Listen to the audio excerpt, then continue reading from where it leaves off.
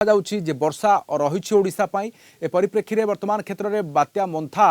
ଯେଉଁ ବର୍ତ୍ତମାନ ଲ୍ୟାଣ୍ଡଫଲ୍ ପ୍ରକ୍ରିୟା ଆରମ୍ଭ ହୋଇଥିଲା ତାହା ବର୍ତ୍ତମାନ ସମ୍ପୂର୍ଣ୍ଣ ଭାବରେ ଶେଷ ହେଉଛି ଏବଂ ଏହାର ପ୍ରଭାବ କେମିତି ରହିଛି ଗତିପଥ ପରେ ପରେ ଯେଉଁ ପବନର ବେଗ ରହିଥିଲା ଏବଂ ବର୍ତ୍ତମାନ ମୋଟାମୋଟି ଭାବରେ ଏ ବାବଦରେ କ'ଣ କହୁଛନ୍ତି doctor Mrutyunjay Mohapatra IMD DG ଶୁଣିନେବା। सर वर्तमान बात्या लैंडफॉल कर सारी कि सर को जगह कौन सर वर्तमान स्थिति रही सर भीषण बात्याटी आंध्र प्रदेश और याना उपकूल को मछलीपाटनम कलिंगपट्टनम मध्य काकीनडार दक्षिण रे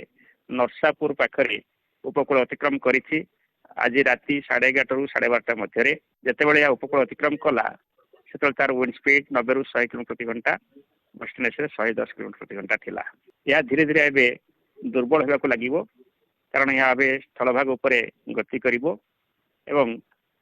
29 तारीख सकाल बेलू यह गोटे बात्यार परिणत हो सर एबे वर्तमान सेटा जो आगामी 6 घंटे बात्यार परिणत हो किंतु ओडिशा को बात्यार विपद नाही बोली आमे कहि परिबा जो पूर्व अनुमान करा जाउतला मालकानगिरी देकरी जीवो बोली सेथरे सर परिवर्तन होइछ बात्यार गतिपथ रे। हां बात्यार गतिपथ रे टी परिवर्तन है कि मालकानगिरी थारो प्राय 30-40 किलोमीटर दूर रे पश्चिम यार गतिपथ रहिबो तेणु पवन रो बेग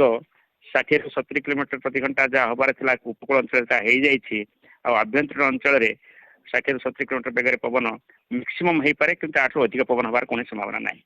सर ओडिसा रे आ केमती प्रभाव रहिबो को जिल्ला रे सर कोन प्रभाव रहिबो वर्षा रे कोन सर प्रभाव रहिबो वर्षा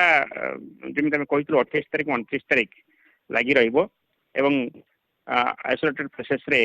heavy to very heavy rainfall हबार मध्ये संभावना रहिछि एवं से जिला गुडी मध्य दक्षिण ओडिशा जो जिला गुडी रहिछि सेते अधिक संभावना रहिछि।